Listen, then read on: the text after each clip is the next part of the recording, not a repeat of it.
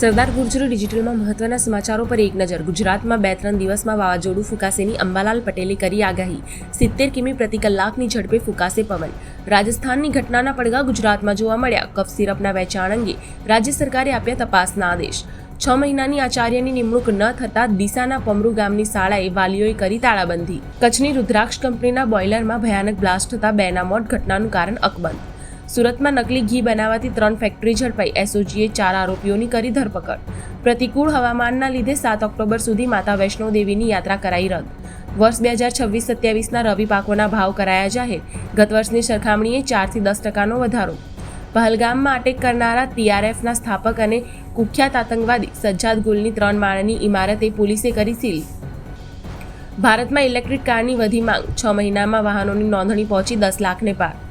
ભારતમાં 42% પુરુષોએ ભરણપોષણ ચૂકવવા માટે લીધી લોન। ફાઇનાન્સ મેગેઝિનના અભ્યાસમાં થયો ખુલાસો।